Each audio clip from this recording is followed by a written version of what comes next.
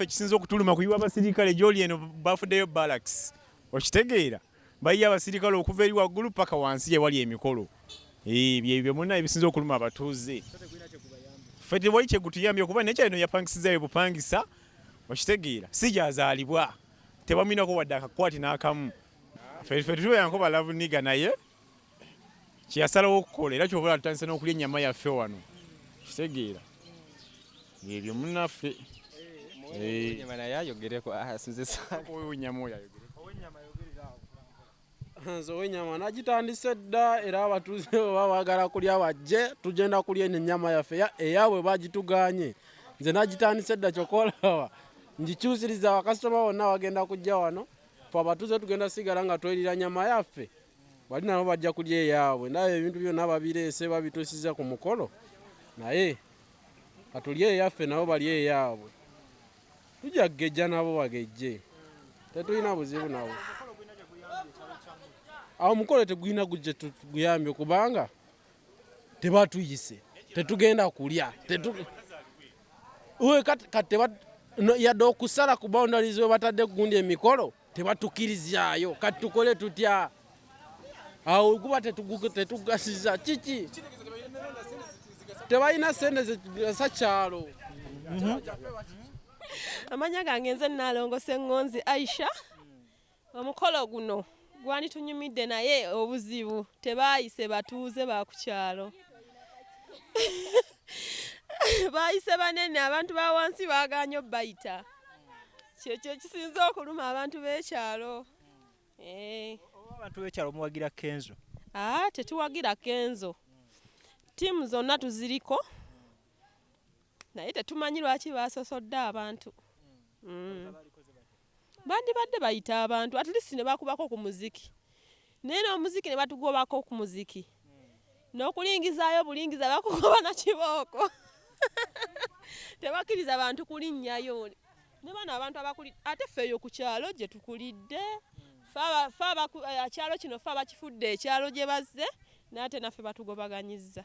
Obis Lujja gemanya ganga tulaba ku Carlton Music nyongera okuba nga mbabuuzaako ne mbabuuza kiri kiti akasukaali keeko vibe yeeyo ey'omukolo oba twongeremu society eno tuli ku kyalo Nabbingo mu bataka ffe gye twasalawo okubeera nga tusimba camp tukampinga okulaba nga ekintu kino tukibatuusaako live and direct tugenda okuba nga tubawa buli kifaananyi kigenda okuba nga kiva eno side zeno ku mukolo gwa Rema Namakula saako Dr. Hamza Sebunya naye ng'olunaku olwaleero ongezezaako okubeera nga mpita ku bannakyalo ab'ekyalo kino abataka n'abantu ba bulijjo ababeera ku kyalo kino nga ngenda nfuna ku ndowooza zaabwe ez'enjawulo b'omukolo bagwetegekedde batya kiki balowooza ku mukolo kiina kigubongeddeko okubeera nti guli ku kyalo kyabwe n'ebisinga ku ebyo angezaako okubeera nga nnyumyamukko nabo kimu bibiri naye nga amawulire gembadde n'akafuna akaseera kano kennyini nti ku kyalo kino abatuuze asofa si basanyufu n'ab'ebyokwerinda abateereddwawo okulaba nti bakuuma ekifo ekigenda okubeera nga kibeerako omukolo guno ekifo kino kyateereddwako abasirikale ab'enjawulo okubeera nga bakikuuma ate era still tutegeezeddwa nti bakyakola deployment ey'enjawulo abasirikale bagenda kuba bongezebwako naddala ku lunaku olw'omukolo so tewali muntu akkirizibwa kubanga asala oba kusemberera bugwe oba ekikomera ekitegekeddwamu omukolo guno wadde okubeera nga osembera mita eziwera ebisatu oba ekikumi okuliraana ekikomera kino so yembeera ebadde ekyaliwoko ng'era abatuuze bangi nnyo tebasanyusa olw'embeera eno abamawulire bangi nnyo abatatuuka ku level ku ddaala lye tuliko abagobeddwa mu kifo kino nga babagamba nti ebyammwe wano temulinawo mulimu gwammwe so ffe abakyasobola okubeera nga tukyasobola okuba nga tufuna embeera yonna nga weetambula okuva ku nteekateeka tutegeddeko Rema Namakula olunaku olwaleero azzeeko ku kyalo kino n'abeera nga ajja alabe enteekateeka nga weetambula bulungi nnyo so ffe tukyalina bingi nnyo bye tukyabateekedde naye nga twakutegeezezza nti gwe kyolina okubeera ng'okola olina kubeera nga weekuumira ku Carlton Music obeere ng'osubscribinga olikinga kubanga ffe tuli set okubeera nti tukutuusaako buli kimu nga kijja mu mbeera eyakabi ennyo kamera zaffe twaziwawudde buli kimu twakiteeseteese okulaba nti tukibatuusaako mu mbeera eyakabi ddala so ekyalo kyo mukakkamu bulungi nnyo abantu bali mu kukola mirimu gyabwe wano ne wali naye era tebaleseeyo kubeera nga bonna bamanyi ekigenda mu maaso naddala ekikwata ku mukolo guno ogwa Rema Namakula ne Dr. Hamza Sebunya. Omukolo guno tubadde tugagala ogulabako naye tebatukkiriza bya kaadi oba tolina kaadi togenda tolina gy'olaga kati no tebagaana tugende nayo wadde obbalabako wadde butalabako tebatukkiriza wadde osalayo wadde akabibibi wakiri bandi tulese ne tugendako ne tulabako leero enkya ne batugaana. Amannya gange bampita Lukwagolonati.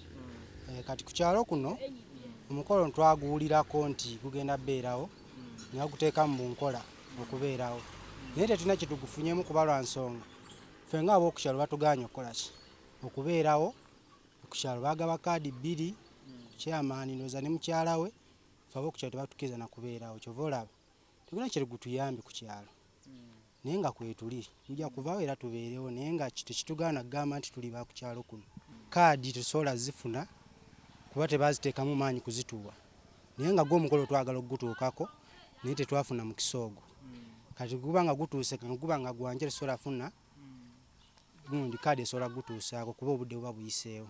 Omukolo gwo tugulaba gugenda kubeerawo naye naffe ab'oku kitundu naffe tukkirizibwa okuguyingiramuuko. Ekintu ekyo nkirowoozaako nga lwaki kyabadde bwe kityo naye oba batusosodde nga ffe ab'ekitundu oba balonzeemu bulonzi bantu bakitiibwa bokka. Ekintu ekyo kale kyatwewuunyisizza nnyo nga ffe ab'oku kitundu. Nandiyagadde okubeera ku mukolo kubanga nange kennyini guba gunsanyusa nga nange ndabyeko ku mukolo nga kale nga ku mukolo omukulu ng'ogwo ogwa Rema oba nga agenda fumbirwa. Amanya gange Zebwet Alan era nga nsomera Kasenge Green Hill Secondary School nga natudde senior 4 yange era nga nviira ku kyalo Nabbingo ng'eno ku kyalo kyendi bayitayo mu bataka we wali omukolo gwa Rema we gugenda obba olunaku lw'enkya naye kiri essaawa eno tebakkirizayo bannamawulire babayisa bubi babakuba bakola ki babafukamiza babawambako kamera zaabwe omukolo si gwesunze kuba balina embeera embi ey'ekisiru balinga abakoze ekivulu naye ekyasinze otuluma n'okulabayo obulayi ne batugoba tekina kye kiyambye kuba baleese kusosola mu bantu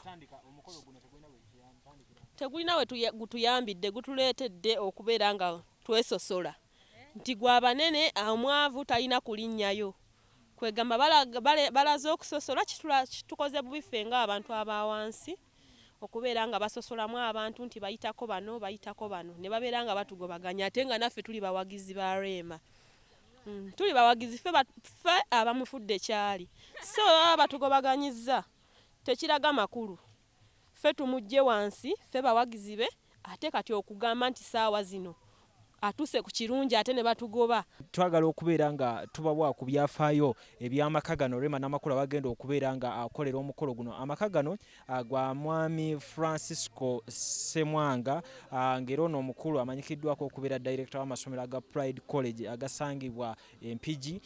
Then amaka gano era si makadde nnyo, maka mapya gakazimbibwa ku kyalo kino myaka si mingi nnyo, naye nga amaka era still gamanyikiddwa okubeera nga gategeka mikolo gwe mulimu gwago ali eyo tobuzibwa n'olowooza nti amaka gano ga Rema Namakula.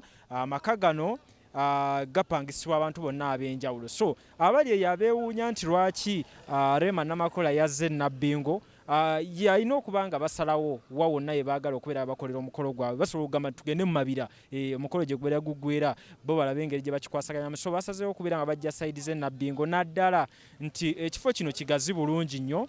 Ekifo kino tekibadde nnyo so common naye nga sofa tubala kyakakolebwamu emikolo egiwera 5 nga ne weekend ewedde waliwo omukolo gwabaddewo nga gukolebwa mu kifo ekyo kyennyini nnyini. So bye bimu ku bikwata ku kifo kino Rema Namakula kyagenda okuba nga akoleramu okwanjula kwe ng'ayanjula Dr. Hamza Ssebunya. So abantu bangi badde mubuuza ebyafaayo by'amaka gano gaze gatambula gatya. So ye embeera gye gali mu kifo kipangisibwa bupangisibwa naye nga wozolaba nti Rema afuna okwanguyizibwa mu bifo byonna bajja akoleramu emikolo gye olw'ensonga nti abantu bano bannannyini baabyo basangiddwa nga bafaani baabwe. So babeera bafaani be nnyo, bamwagala nnyo mu sayidi ey'okuyimba. That's why always babeerawo okulaba nga bamusupportinga batambula naye mu kyonna kyakola.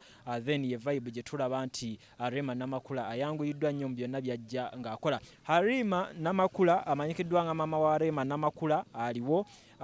Yakomyewo okuva mu Amerika naye yeetegekedde ddala omukolo guno okulaba nga naye abeerako ekyenjawulo kyagukyusaako. Yatutegeezezzaako nti ekitamubeezaawo ku mukolo ogw'okukyala nti omukolo ogwo gubeera nnyo ogwa ssenga. So ye ensonga lwaki yatugambye nti teyasobodde kubeera ng'abeerawo ku mukolo ogwo ogw'okukyala naye ng'omukolo guno ogw'okwanjula gwe yasobodde okubeera nga afuna obudde n'abeera nga yavudde mu Amerika. Then akaseera kano waali nnyo okulaba nga abeerawo olunaku lubeere nga lutambula bulungi nnyo. Yatutegeezeza ku nsonga za Rema ne Hamza Ssebunya n'agamba nti nsonga za mutima. Rema waaba yasalawo okubeera nga ayagala Dr. Hamza Ssebunya. So why not naye ng'omukizadde aliwo alina okubeera nga amusupportinga then abeere ng'atuukiriza ekyo kyayagala okubeera nga afuna mu bulamu bwe. So ensonga bwe zityo zitambula naye ng'abagenyi ab'ebitiibwa tusuubira bangi nnyo nnyindi ddala abanjawulo bonna okuva ku yaliko Katikkiro wa Buganda